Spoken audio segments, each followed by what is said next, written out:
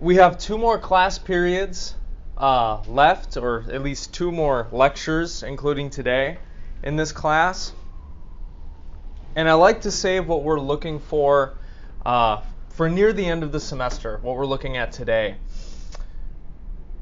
Because I think it's a message that often resonates with people who read philosophy, and even those who are not very well versed in it. The philosophy that we're going to be looking at today is existentialism, which was a field of philosophy that, you could even call it a movement, that was pioneered in the 1800s, arguably, but really came into its own in the 1900s through figures like Simone de Beauvoir, Jean-Paul Sartre, who we're looking at today, and its godfathers being Kierkegaard and Friedrich Nietzsche. The reason why we're looking at this philosophy in this unit is because I think it has some profound things to say about the nature of your existence, the kind of thing that you are, and hopefully a positive message about the kind of life that you are able to live because of the fact that you're a human. Today, more specifically, we're going to be looking at the atheist existentialism of this really famous guy, Jean-Paul Sartre, who was a French philosopher, writer. He wrote plays, he wrote works of philosophy that are very difficult. But the main ideas that we're going to be looking at today are not too complex. I think you're all going to be able to grasp them pretty easily. He wrote primarily in this field or school of thought, existentialism, which I've told you about before. It's basically the field of philosophy concerned with the big questions of human existence. Why are we here? Do we have free will? Is there an objective meaning or purpose to our lives?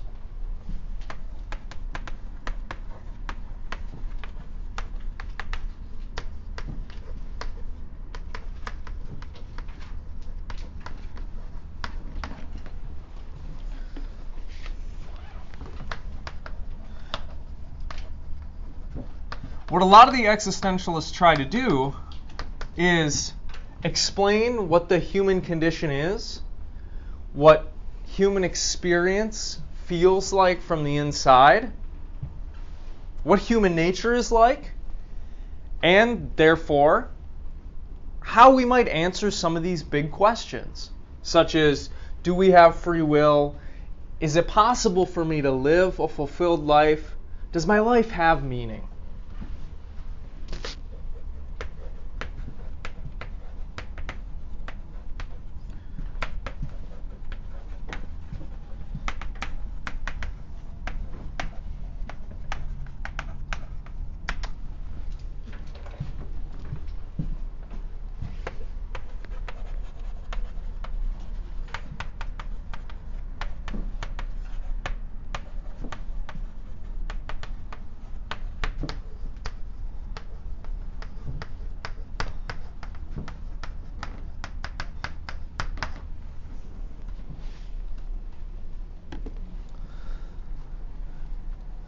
In this short essay, which I asked you to read for today, which I believe was originally a lecture that Sartre gave, he interrogates some prevailing ideas about this emerging movement and school of thought. And he tries to make it clear to his listeners why he thinks this philosophy, you could even call it a philosophy of life that we'll be looking at today, is optimistic, or if not optimistic, at least aimed at the betterment of humanity, the betterment of individual human lives and experience. So his primary goal in this piece is to explain what atheistic existentialism is and defend it from certain objections.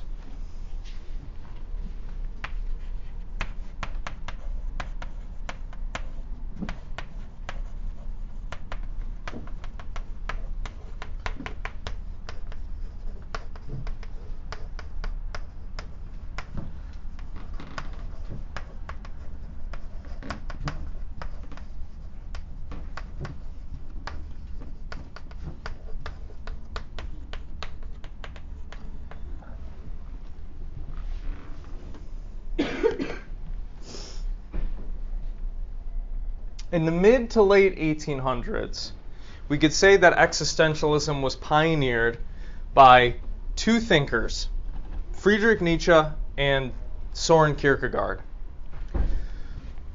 Both of these thinkers were concerned with some of these big questions: human nature, what it feels like and means to be a human on this crazy spinning rock. Ever since the outset of this school of thought, there has been a split between atheistic existentialism and Christian existentialism. Unsurprisingly, depending on how you feel about whether or not God exists, whether or not you think God created all of this, that is going to have some ramifications for your other beliefs. How you think you should live, what you think all of this means. Kierkegaard thought that the fulfilled life is one that relies on faith and trust in God. And that by reconciling yourself to the nature of reality and all of the trials and tribulations and pains and blessings that come with it, by radically accepting it, you are able to regain the world in a certain sense and to be able to participate in human life with a security and a peace and a meaning that you were not able to before. Integral to his thought was this idea that if we are going to do that, if that's going to be possible for us, we need to rely on God and have faith in God. We need to make the decision of how to live, even though there's no guarantee our decision will be successful. We don't know ahead of time what kind of life is going to be right for us. And by a lot of accounts, God seems hidden to us. So we cannot be certain, at least at the outset, that he even exists. We can contrast this view, this kind of Christian existentialism, with atheistic existentialism, which is going to take as its starting point the idea that God does not exist. And on account of that, a bunch of different things are going to follow, right? Therefore, how we ought to think about all of this in ourselves and how we ought to live is going to be different than what the Christian existentialists think. Sartre himself is an atheist. And so contrary to Kierkegaard, who argued that God and God's plan for us is kind of what gives life meaning, Sartre's going to say that's not true at all. Meaning and purpose is not given to us from on high, from some divine creator. It's actually something that we need to cultivate ourselves, individually.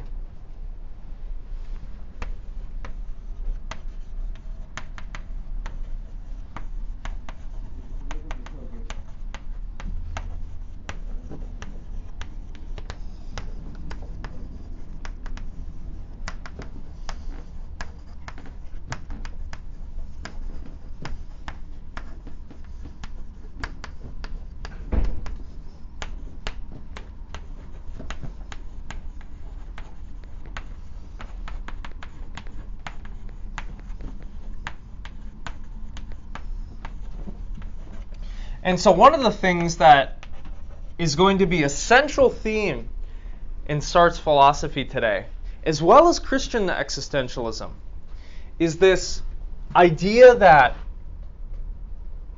we need to become true individuals.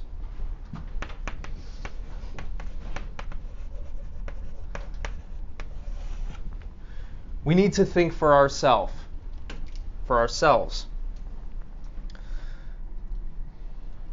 We need to stare at our lives, think about them, try to come to our own beliefs and understandings of things, not just merely accept what we're told, not just live and act the way that our parents want us to live and act, or society or the government or our friends,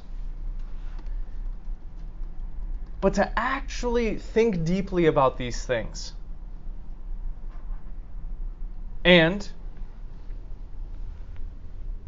follow our own authentic individual life path. At least this is something that's going to be emphasized in the philosophy that we're looking at today.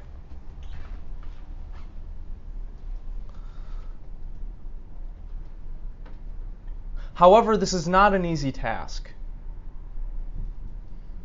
You already know how difficult it is to stand on your own 2 feet and make your own decisions and resist the peer pressure of others.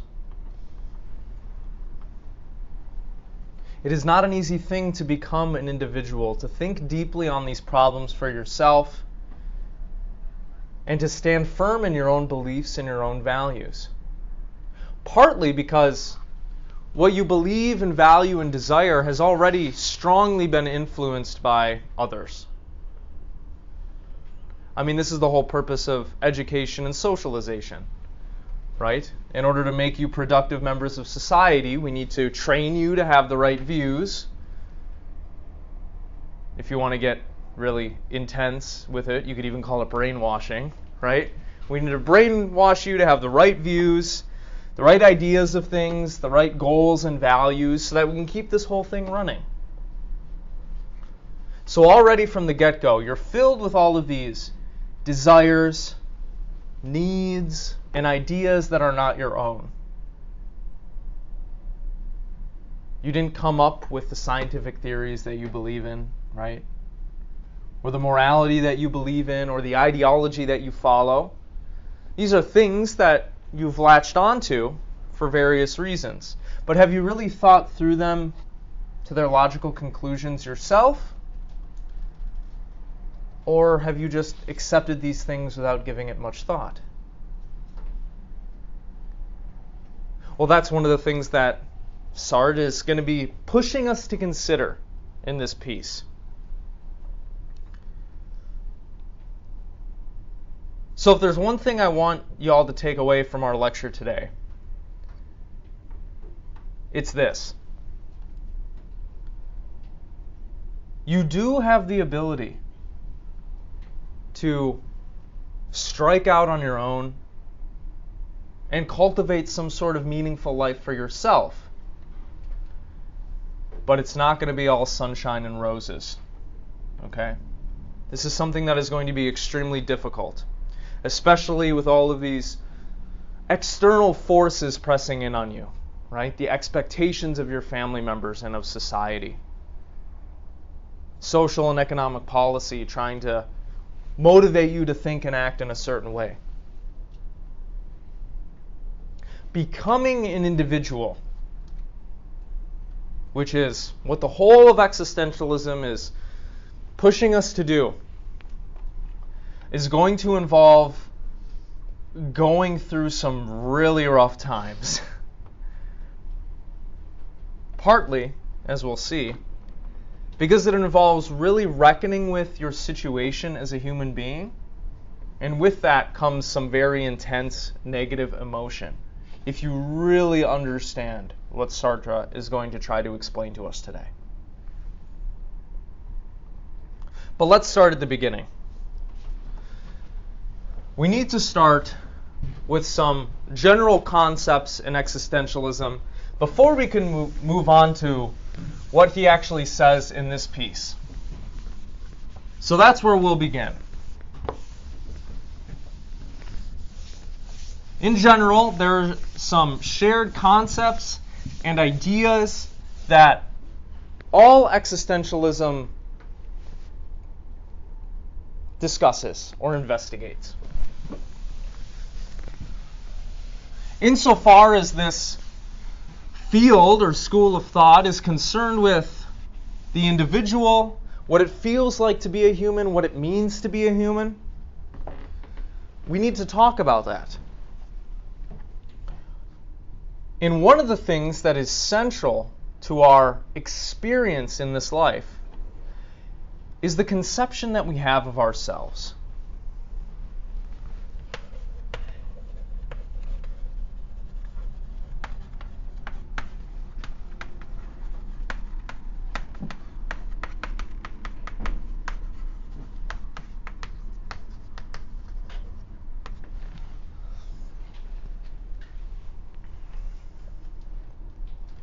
According to the existentialists, there are basically two fundamental ways that we can think about ourselves.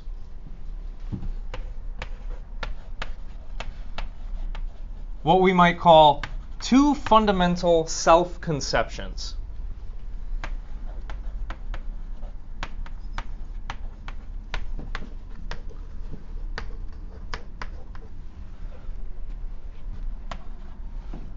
And if you think back to the metaphysical views that we've already looked at in this class, these conceptions kind of fall out of those. Depending on the kind of view that you have of what the hell we are and what all this is, you're going to have a certain view about, well, what is this thing called a human being and what is it made of?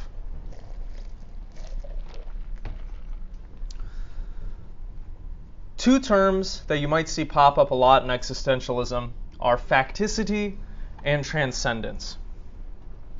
According to the existentialists, these are ways that we conceive of ourselves. So one of the ways that you can look and think and conceive of yourself is according to your facticity.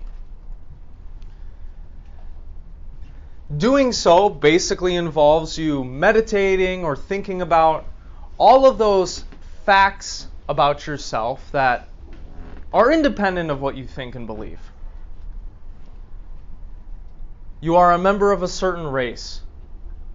You are a member of a certain lineage.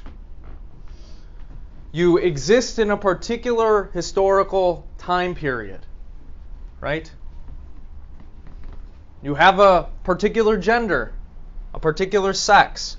You have certain parents, certain siblings, right? You can't change those. These are all facts about you, right? You're a certain height. You're a certain weight. Maybe you can change that one a little bit. Not so much the height one, unless you want to, do surgery. Conceiving of yourself along these lines basically involves thinking of yourself as a particular object embedded in the natural causal order.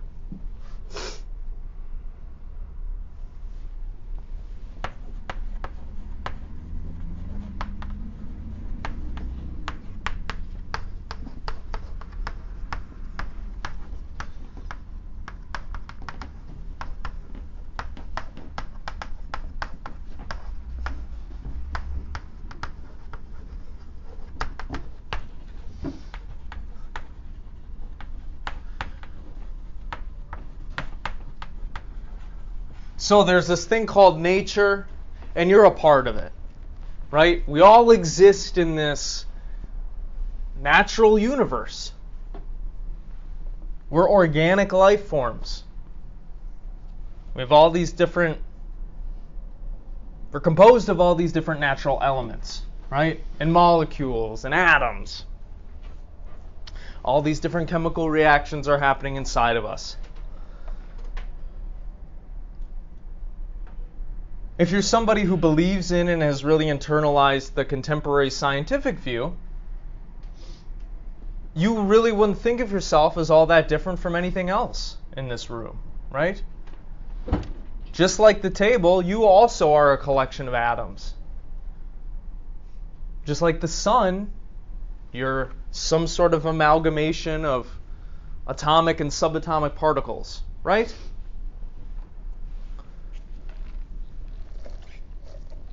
So you can conceive of yourself as something that is basically pushed and pulled by the laws of nature like anything else in this universe. Like solar wind, like how waves behave, like how energy is transferred, all that stuff.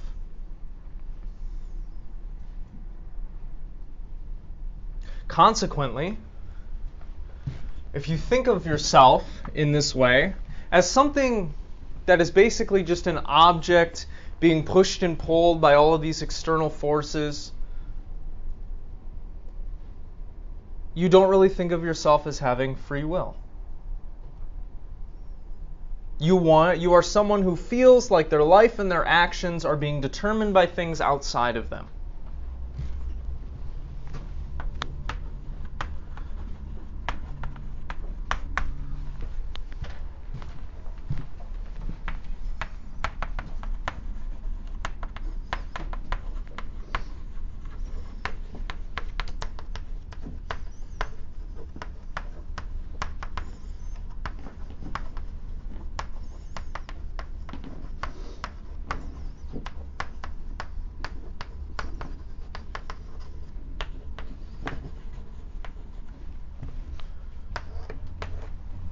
Did you decide to be born?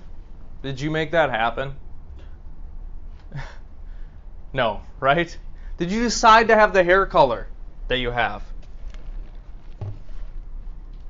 Did you decide to have the eye color that you have? Did you decide when you were going to be born? Where you were going to be born? Did you decide to live in this time period? Did you have any control over that? No, right? Just like a coffee cup that is an object that is manipulated, right? Like I'm doing right now. You can think of yourself as just this thing that has kind of popped into existence, and it's not something that you had any control over. And furthermore, you might even go further with it and think, like, yeah, I don't have any control really over my thoughts or my actions either. After all, I'm just a collection of atoms. I can't control what chemical reactions are going on in my brain, right? I can't control if I'm happy or sad. I can't control if the economy is doing well. I can't control, maybe, what grade I get in this class. This way of conceiving of yourself is wrapped up with this view of determinism, which is the idea that everything that happens in the universe is caused by, pre-existing things and states of affairs. This is the kind of view that you have of yourself, this factitious view, when you think of yourself as a victim of life, or of immoral action, or oppression, or persecution, right? There's something that's bigger than you, stronger than you, forcing you to think and be a certain way, against your wishes, against your control. And I know you have all felt this way, right? I know you've all felt as if you don't really have control over what's going on. You don't really have a choice in the matter. There are things bigger than you that are determining your life for you. We all conceive of ourselves in this way, at least sometimes. But this is not the only way that we conceive of ourselves. We also think of ourselves and others according to transcendence.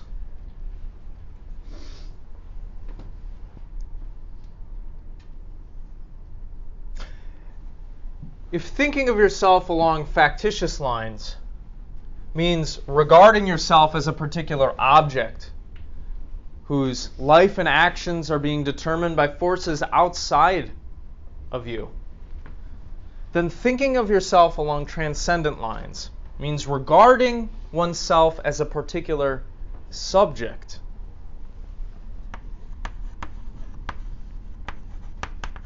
And what are subjects? What can subjects do?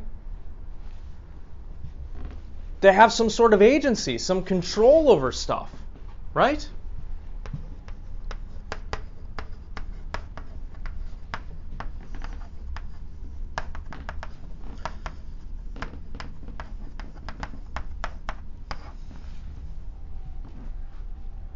sometimes you can't help but think and feel and presume that you do actually have a choice, right? That you do actually have a decision. Are you forced to eat the mac and cheese for lunch? No, you can have the soup, right? Were you forced to come to this school, or did you have a say in that? Think of the clothes that you're wearing. Did somebody force dress you this morning, or did you decide that?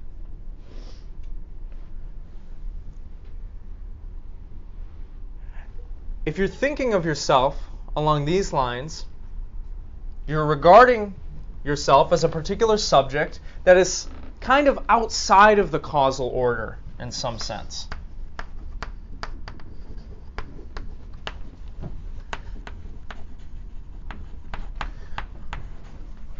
When you think of yourself along these transcendent lines, you don't accept that everything that you think and do is outside of your control, right? You don't believe that you're just merely a complex biological machine going through the motions. No, you're out there making choices and decisions, right? You believe that you have some kind of say. You act as if you have some kind of say, right? And this is how you think of other people too, especially when you're mad at them. You're like, Sally, why did you do that?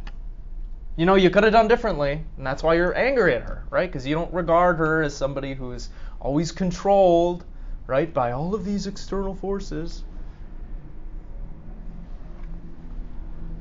So sometimes we can think of ourselves as an object that is stuck, that doesn't have control over things. And sometimes we can think and act as a subject in which we do believe that we have some say. We can make choices and decisions that are our own. In these moments, we don't feel as if our lives and actions are being determined by things outside of us, but by things internal to us.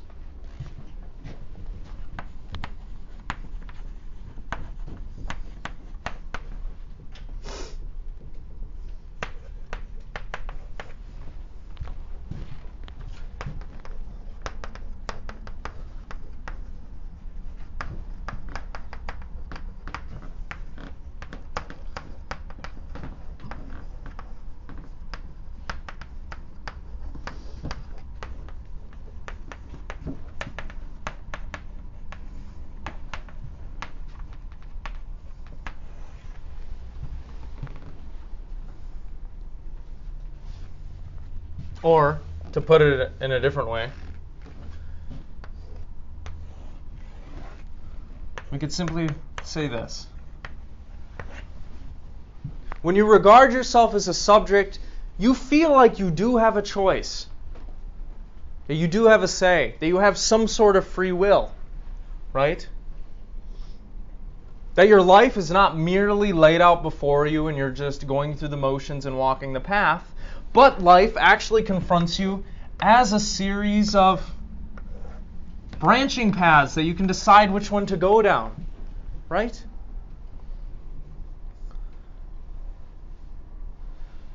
Part of the human experience kind of involves oscillating back and forth between these two different self-conceptions, right? We've all felt both of these ways. Maybe we spend more time in one than the other. But we feel intuitively at different points in our lives that both of these are true.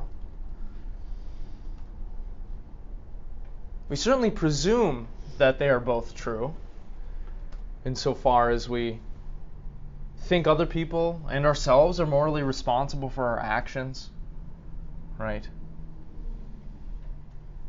When we beat ourselves up over the decisions that we make, or judge others for the decisions that they make.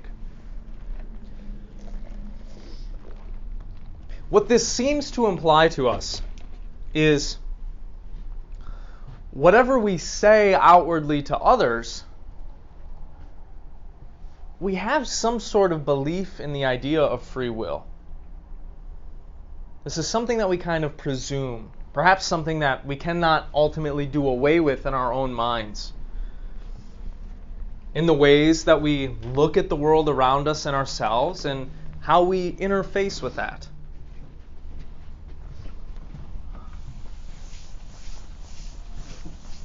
So, we have these contradictory self-conceptions. We oscillate between them. It seems as if sometimes we think and feel as if we have free will, that we actually have a say in things. And it seems sometimes we actually don't believe that. We think, oh God, I'm just, a pawn or a puppet of the universe, or of my brain, or of my hormones, right?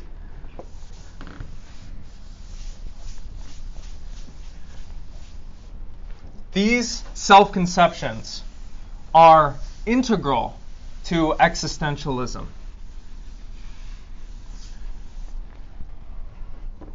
They explain to us what our experience of being a human is like. As far as we know, nothing else in the universe has this experience, right? Thinks that it is an object sometimes and a subject other times, unfree sometimes and free other times. Do dogs think like this? Or badgers or insects? Doesn't seem so. So this is a uniquely human phenomenon, according to us, according to our best guess. It would seem to imply that we have this idea of free will that's like sticky that we can't get rid of. We presume it or believe in it in some fundamental sense. There's another idea that is very important for the atheistic existentialism that we're looking at today. And that is Sartre's notion that existence precedes essence. Bless you.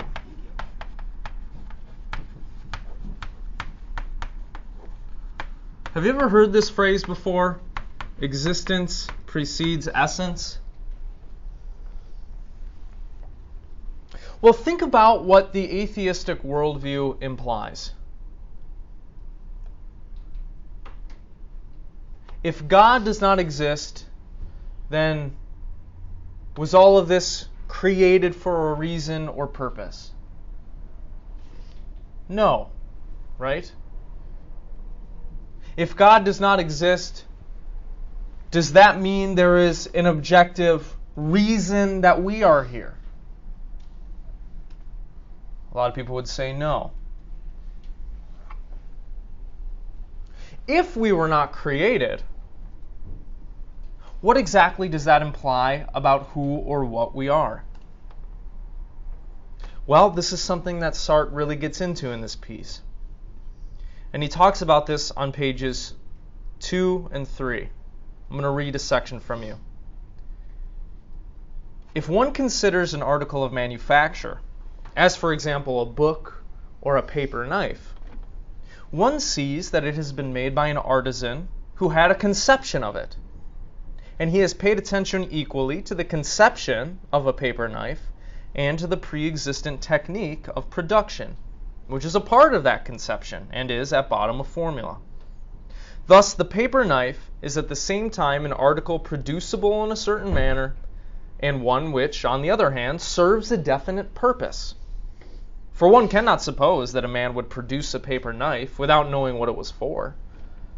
Let us say, then, of the paper knife that its essence, that is to say, the sum of the formulae and the qualities which made its production and its definition possible, precedes its existence. The presence of such and such a paper knife or book is thus determined before my eyes. Here we are viewing the world from a technical standpoint, and we can say that production precedes existence. When we think of God as the creator, we are thinking of him as a supernal artisan. Whatever doctrine we may be considering, whether it be a doctrine like that of Descartes or of Leibniz, we always imply that the will follows more or less from the understanding, or at least accompanies it. So that when God creates, he knows precisely what he is creating. Thus, the conception of man in the mind of God is comparable to that of the paper knife in the mind of the artisan. God makes man according to a procedure and a conception, exactly as the artisan manufactures a paper knife, following a certain definition and formula. Thus, each individual man is the realization of a certain conception which dwells in the divine understanding. Next paragraph. Atheistic existentialism, of which I am a representative, Sartre says, declares with greater consistency that if God does not exist, there is at least one being whose existence comes before its essence, a being which exists before it can be defined by any conception of it. That being is man, or as Heidegger has it, the human reality. What do we mean by saying that existence precedes essence? We mean that man first of all exists, encounters himself, surges up in the world, and defines himself afterwards. If man, as the existentialist sees him, is not definable, it is because, to begin with, he is nothing. He will not be anything until later, and then he will be what he makes of himself. Thus, there is no human nature common to all people, because there is no God to have a conception of it. Man simply is. Not that he is simply what he conceives himself to be, but he is what he wills, and as he conceives himself after already existing, as he wills to be after that leap towards existence. Man is nothing else but that which he makes of himself. That is the first principle of existentialism. So, because God does not exist, because all of this wasn't created, that implies something special, at least about humans. Think of this laptop. What makes this laptop a laptop? Another way of putting that is, what's the essence of a laptop? A laptop is some kind of computer that is put together in a certain way, that has certain parts, that performs a certain function, right? Before a laptop ever existed, somebody had to come up with the idea of a laptop and then make it, right? So what Sartre is saying is, if you look around at the stuff that humans create, like a table or a chair or a phone or a laptop, their essences, that is what makes them what they are, existed before they existed. Because we had to come up with the idea of the thing, and then once we had that, then we could bring it into existence. We could create it. So the essence of a phone existed before a phone existed. The concept of the phone, we could say. The same is not true for humans. Because we were not created, we don't have an essence. Another way of putting that is, this is kind of weird, there isn't a human nature that we all share. There isn't an essence for what it means to be a human. Something that we all are conforming to or participating in. Just like all chairs participate in this concept or this idea of chairness, right? If you can't sit on it or in it, it's not a chair, right? If you can't use this to draw on the board, it's not a piece of chalk, right? This is not a piece of chalk, right? This is a table. It's not a piece of chalk. I can't write with the board on this, right? So, what we are is kind of up for us to determine. That's what Sartre is trying to get at here. Unlike a mug or a laptop or a computer or a table or a chair, what makes the thing what it is whether or not it does what it's supposed to do, fulfills its function, something like that. Humans are not like that because we were not created. Thus, what makes you you is what you do in some sense. You fashion who or what you are through your actions. Unlike a table, which is just a table and can't do anything, it can't make itself into anything, it is what it is.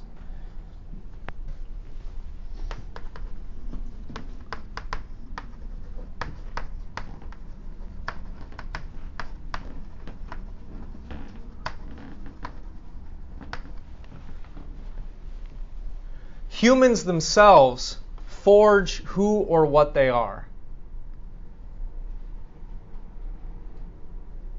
We have some sort of free will, and what or who we end up being is the result of our actions.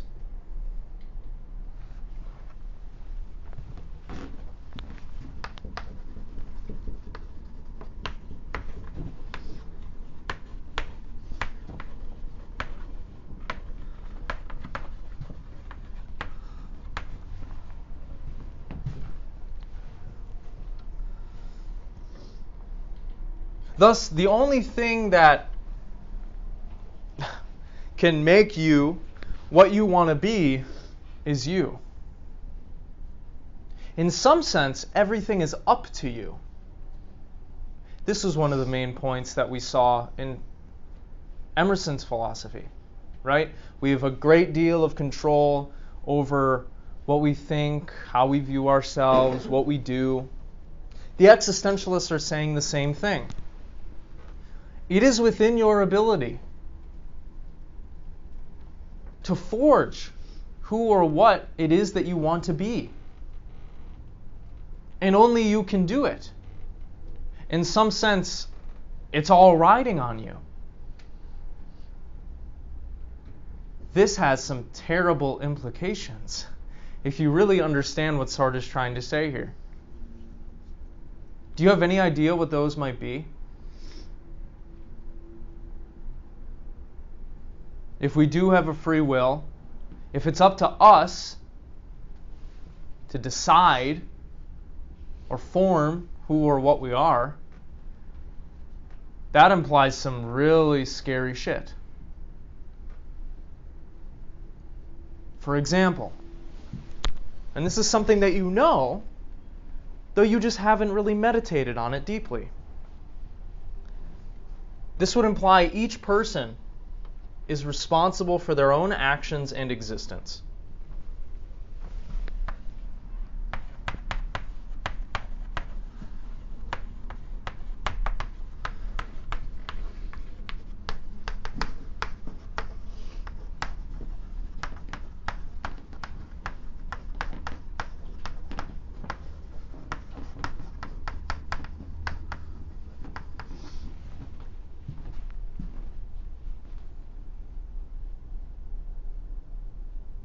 After all, if there is not an essence to what it means to be a human,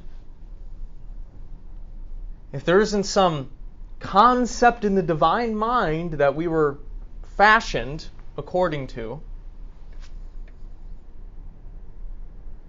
that means that, well, we're responsible for who or what we are. We're responsible for how our lives turn out. Because the fact of the matter is, yes, there are all these forces pushing on you, influencing you. But how much they influence you, whether they defeat you, is completely up to you. Nobody can force you to do anything. People can lock you up, people can hold a gun to your head, but it's still your decision whether you're going to listen to them, right? Whether you're going to do what they say.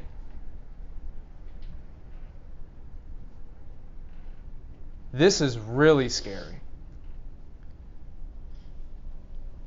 It means that you are responsible for all of your actions. You can't shift the blame to somebody else. Let's say, for example, you're at a party and your friends are They're like, come on, smoke with us. It's so much fun. It's great. You're feeling all this peer pressure, right? And they keep telling you over and over and over again, yeah, do it. It's cool. It's fun. Oh, it's nice, right? You can say, they pressured me to do it. Like, I didn't have a choice. Sartre would say you're lying to yourself.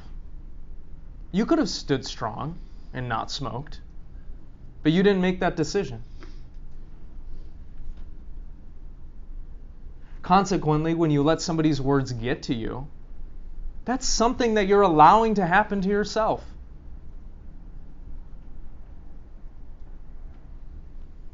You feel all these expectations, your parents' expectations, these ideas of the kind of person you're supposed to be from society pressing in on you. It's up to you whether or not you're going to live them out or not. It's your decision to fold or not fold. This is a really uncomfortable idea, right? And Sartre thinks if you meditate on this, you will come to experience some of the most profound negative emotions you can.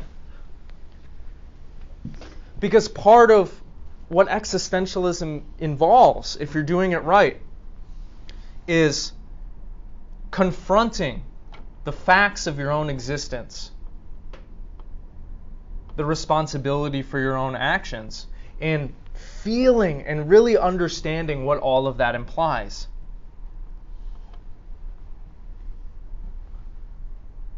So the fact that it is up to us who or what we are at the end of the day, nobody else can do it for us, and we can't shift the blame.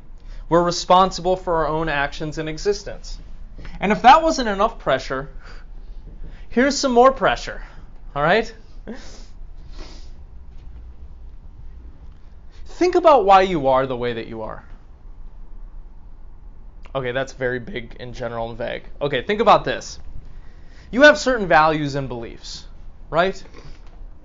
Maybe you were raised in the church, maybe you were raised atheistic, maybe you were raised conservative or progressive. You didn't come up with all that, right? You didn't just decide one day, oh yes, when you were 3 months old, I'm going to be a progressive in my life. No, right? You were socialized, you were educated, the parenting you experienced, your childhood experiences kind of molded you into the person that you are today and how you see yourself and what you value. In some fundamental sense, all of those ideas and values and beliefs that you have or the result of people's actions and decisions who thought that it was appropriate to give you that information, to teach you that way, to give you that perspective. Insofar as we are the sole arbiter of our own actions, that means we are also responsible for what we put out into the world. Because what you put out into the world is going to influence other people, right? What you share on social media is going to influence other people. How you live your life, people are going to see that, and that is going to influence them, right?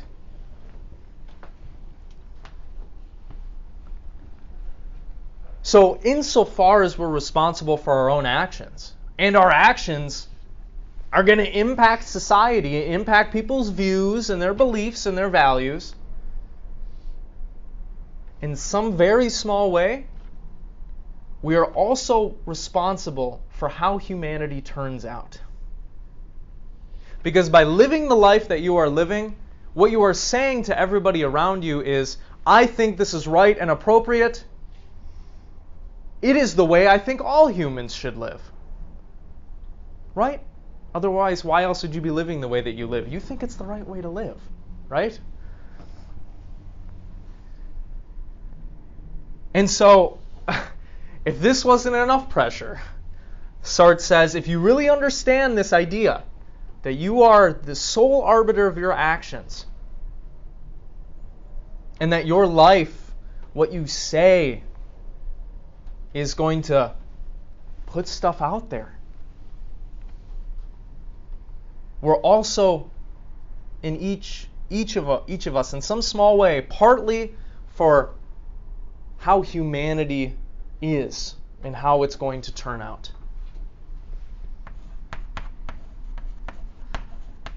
To the extent that our actions, our lives, make the world into the kind of place that it is, and make humans into the kind of people that they are.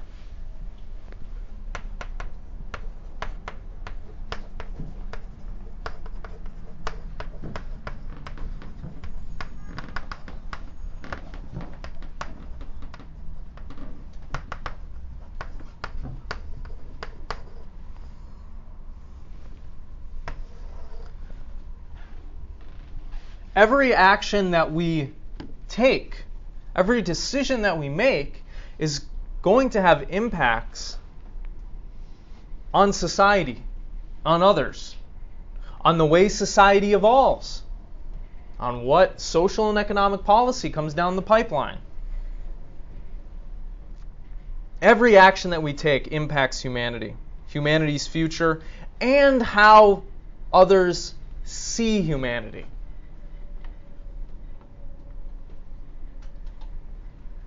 If you live a negative, cynical life, other people are going to look at you and think, oh, humans are negative and cynical, right? You can't control what they think or what they do, but insofar as you act and you influence all of this, you're responsible for that.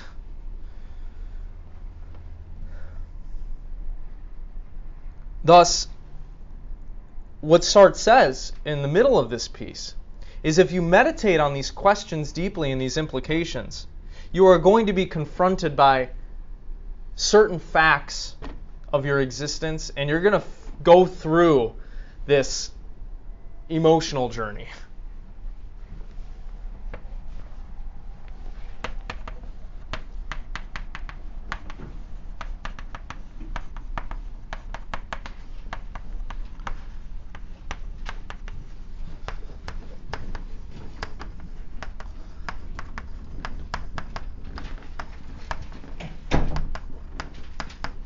He outlines at least 3 emotions that you are likely to feel if you really meditate on this and understand what he's trying to say and all of its implications.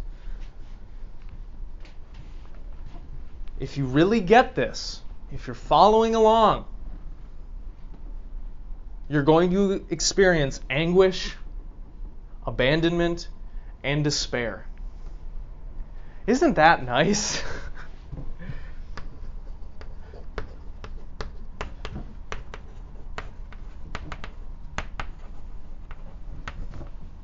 Why would you feel these things? Well, these things are normal human reactions to really understanding your place, your condition, what all of this stuff implies.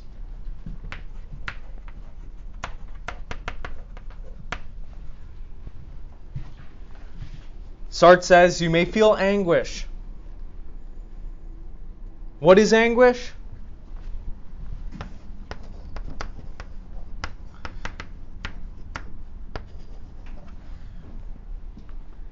It's that feeling of complete responsibility for self and the degree to which you are responsible for humanity and how it turns out.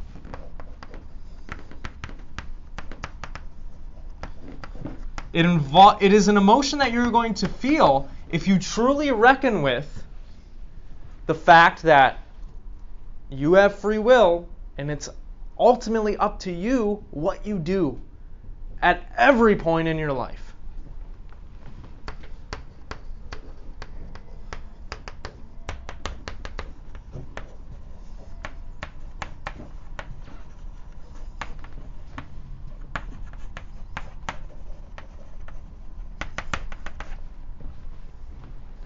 He talks about this on pages 4 and 5.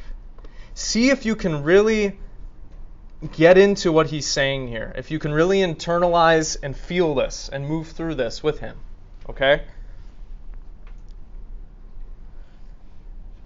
All of this may enable us to understand what is meant by such terms as anguish, abandonment, despair.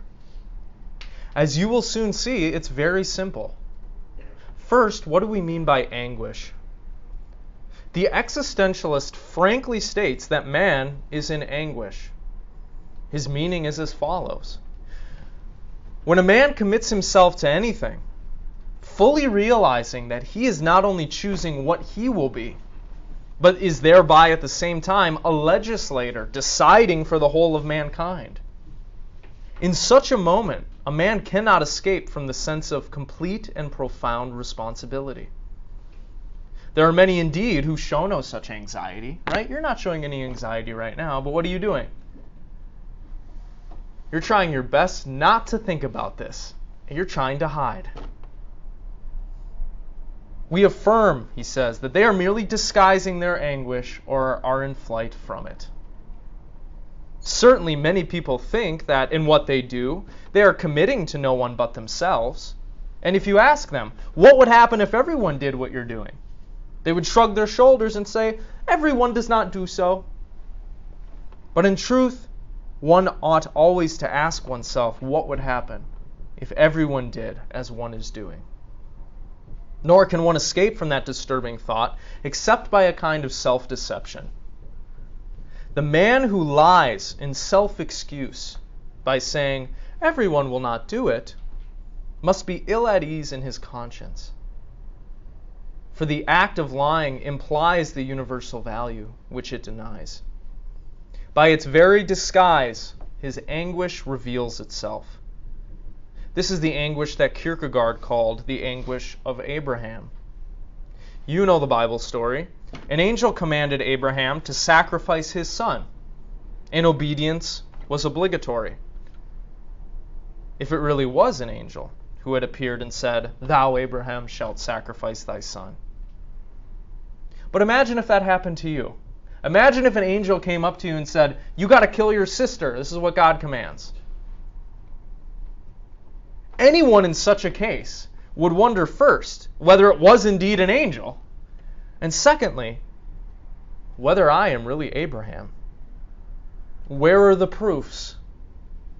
A certain madwoman who suffered from hallucinations said that people were telephoning to her and giving her orders. The doctor asked, "But who is it that speaks to you?" She replied, "He says he's God." And what indeed could prove to her that it was God? If an angel appears to me, what is the proof that it is an angel? Or if I hear voices, who can prove that they proceed from heaven and not from hell? Or from my own subconscious, or for some other pathological condition? Who can prove that they are really addressed to me? Who then can prove that I am the proper person to impose by my own choice, my conception of man upon mankind? You're all living your lives, making your decisions. You think it's right, you think it's good. What right do you have to put that out into the world? Are you sure you're operating correctly, morally? Are you sure you're making the world a better place? Who can prove to you that you are? Can you have any certainty that what you're doing is right and good for yourself or others?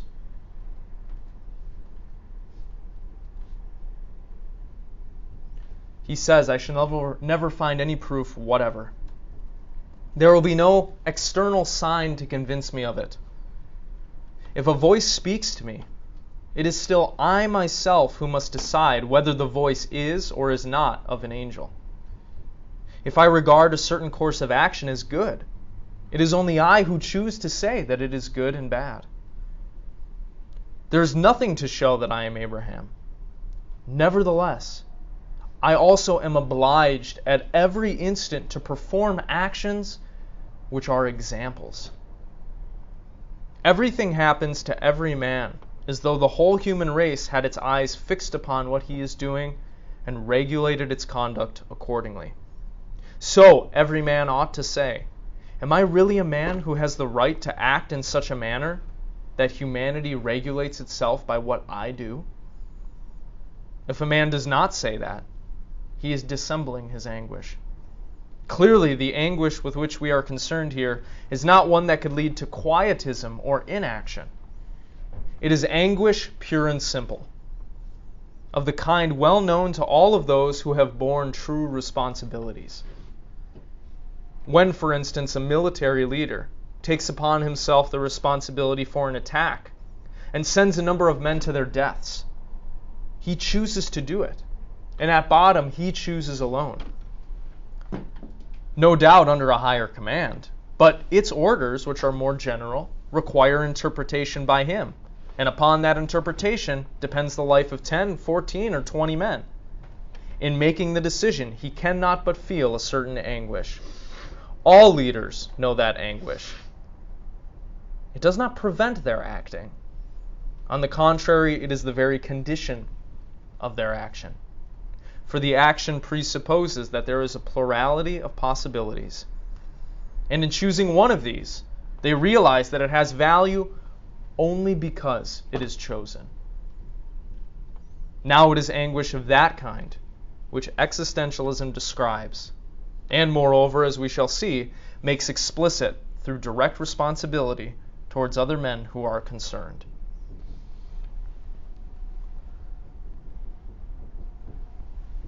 So what you ultimately decide to do is up to you and nobody else. Nobody can make your mind work a certain way. Nobody can make you believe or value a certain thing. Nobody can make you engage in activism or not. Ultimately, not only how you act and what you do, but also how you interpret reality is up to you. I and nobody else can offer you any proofs that are certain about what the hell all this is, what it means, how you should act. You have to decide that for yourself. Isn't that fucking scary? This is what he means by anguish. And if that wasn't bad enough, here comes abandonment to bite you in the ass. All right?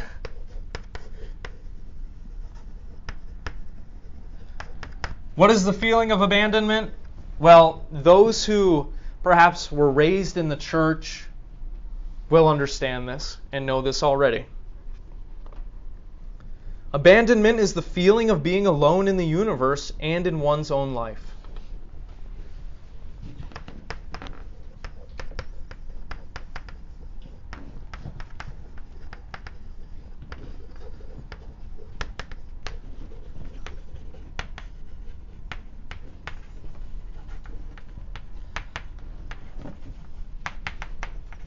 Because God does not exist, there's nobody to ultimately tell you authoritatively what to do. You got to figure it out. We are abandoned in this universe. There's no higher power watching over us. There's nobody making sure we do what we're supposed to do. We're left alone. We're left alone to decide what this means, how we're supposed to act, what's good, what's right. We're alone in our experience. Nobody knows what it is like to be you. Nobody can see inside your head. Nobody knows what pain feels like to you or that trauma. You have to move through that. And you're going to die alone too. You might die with people surrounding you. That might be nice. But nobody else is going to go through the experience with you. In some fundamental sense, we are all going to live and die alone. This is what is meant by abandonment. Sartre says, we are condemned to be free. Isn't that a little scary twist?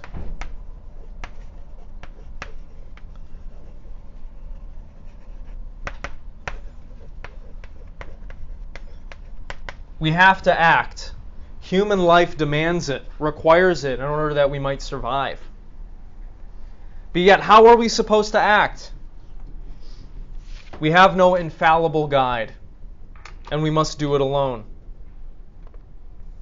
Sartre says, there can no longer be any good a priori, since there is no infinite and perfect consciousness, God, to think it. It is nowhere written that the good exists, that one must be honest or must not lie, since we are now upon the plane where there are only men.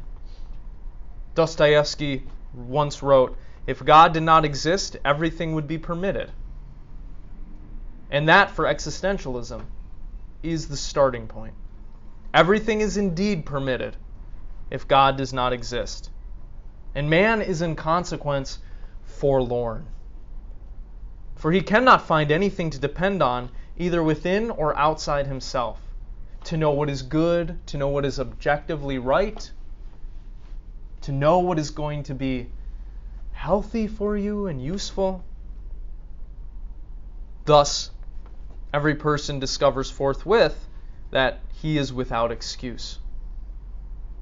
For if indeed existence precedes essence, one will never be able to explain one's actions by reference to some given and specific human nature. Oh, I did that because I'm a human. I'm thinking this way because I'm a human. No, it's up to you how you think and what you do and how you live your life.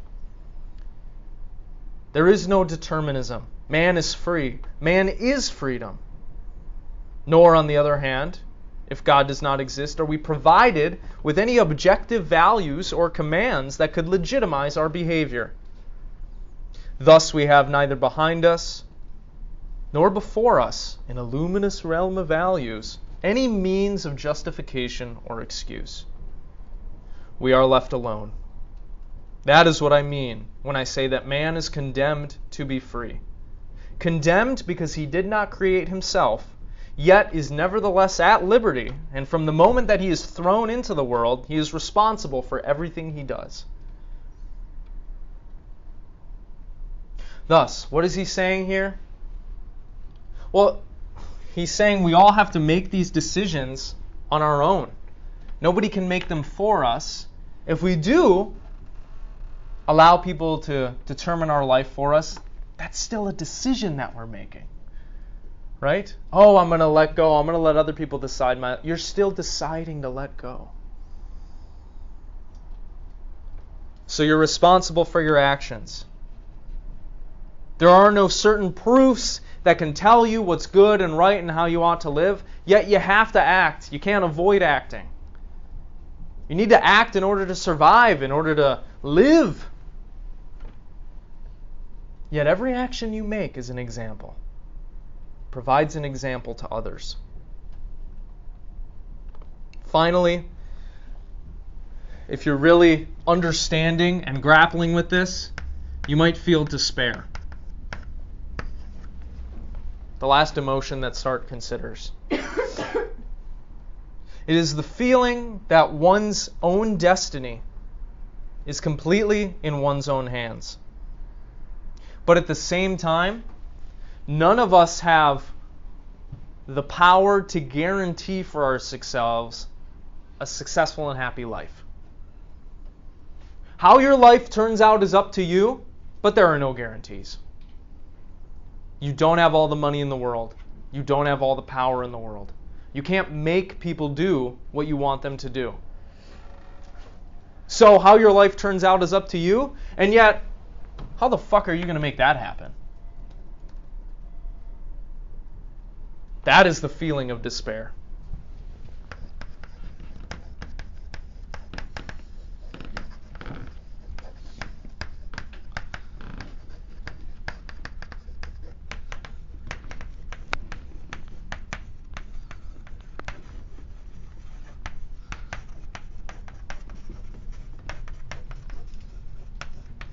So you have to act, you have to build a life for yourself, but you're not all powerful, you're not all knowing, you don't have all the money in the world.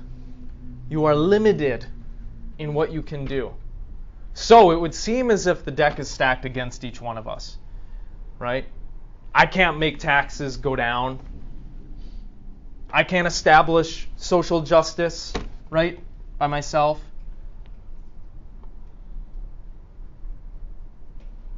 I'm probably not going to become a billionaire or a millionaire, right? What are the odds any of us are going to do that?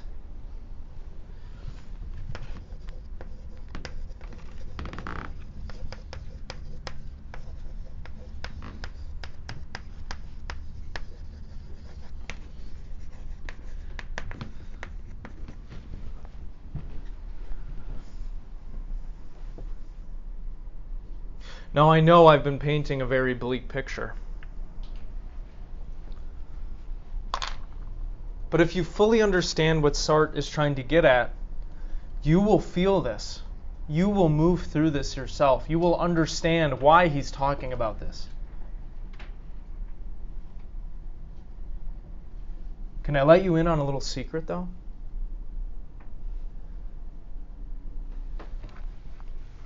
Whether or not you choose to stay here and wallow in these emotions is up to you.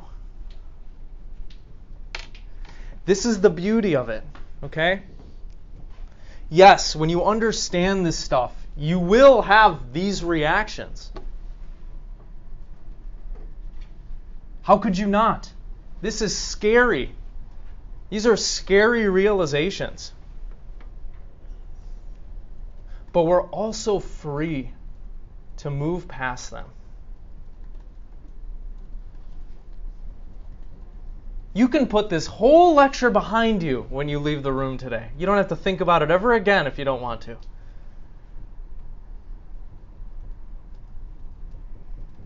You don't have to remember a word that I've said from any of our classes. You don't have to take what I'm saying as truth. You can doubt it. The things that are limiting you now and causing you stress, you don't have to pay attention to them. You don't have to believe them.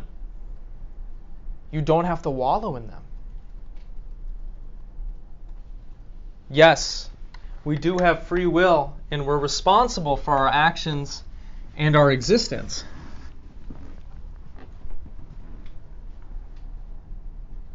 But that means that we can also steer our ships where we want them to go.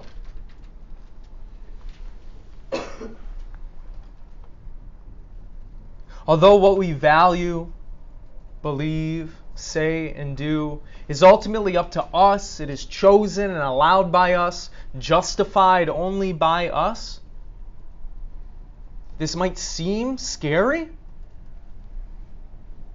There's a positive side to it, though.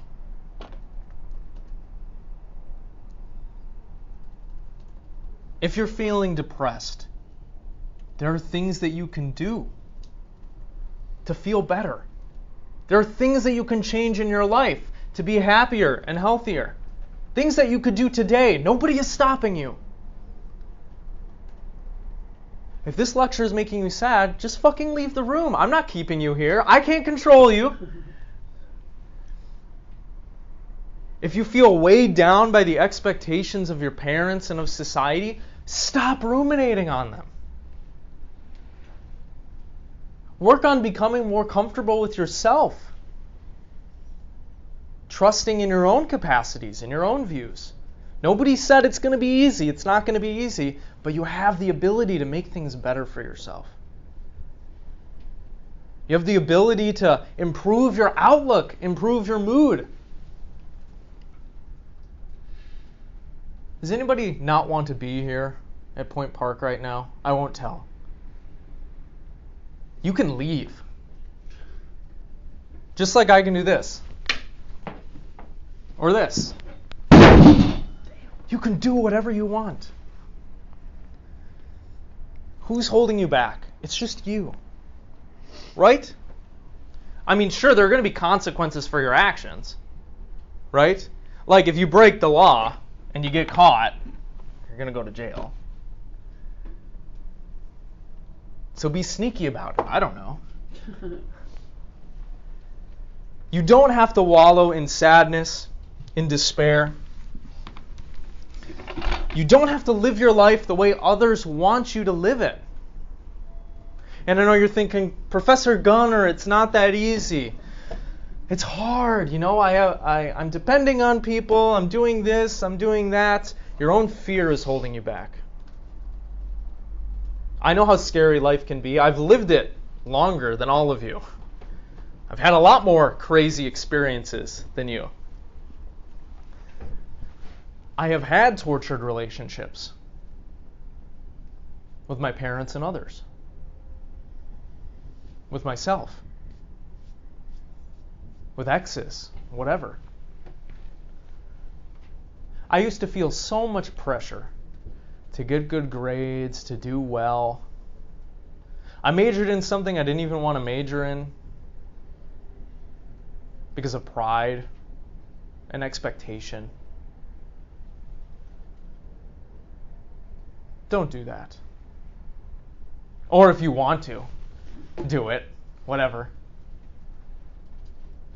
What existentialism is trying to get us to realize is that we are not stuck where we are. We are not objects that are just going to be pushed and pulled by everything around us. We are subjects. We can think, we can reflect, we can act. You do not have to live the life you are living now. You do not have to sit with this for the rest of your life and worry and stress about everything. You don't have to fucking do that. You don't have to take notes. You don't have to do well in this class. You don't even have to be here. Now, it's going to be scary stepping outside of your comfort zone, doing things that maybe value or matter to you. If other people don't support it, hell yeah, that's going to be scary. But ultimately, what's holding you back from breaking out of these expectations and this pressure and this stress is you.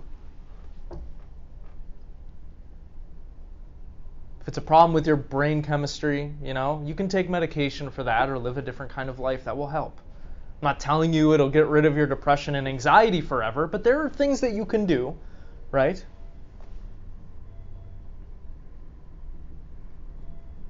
If you're sick and tired and stressed of trying to live up to your parents' expectations or what they want, you can talk to them. And you can say, no, I'm not going to do that. I'm going to live my life. Yes, it's probably going to be uncomfortable. But you don't have to keep on doing what you're doing. That is the point of today's lesson. Insofar as we have free will, it's up to us individually to decide who or what we want to be. To live out the kind of life that we want to live out. We must discover the meaning of life for ourselves.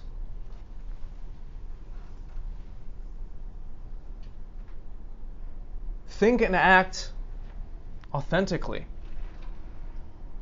Why would we waste time trying to be somebody else? Or do something that isn't going to serve us?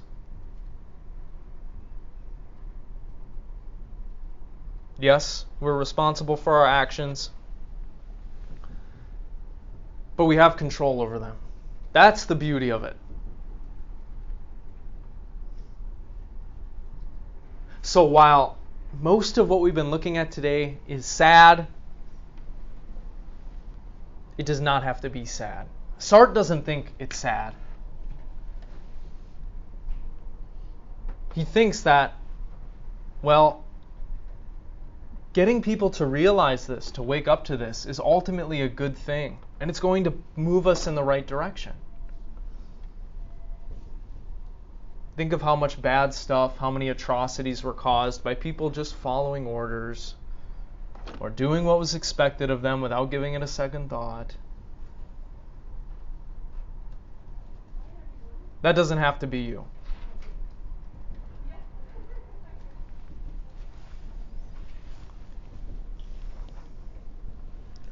Exercise your free will. Just like I am drinking this cup of coffee right here. Or closing this laptop. Or erasing the board. Whatever. It's up to you.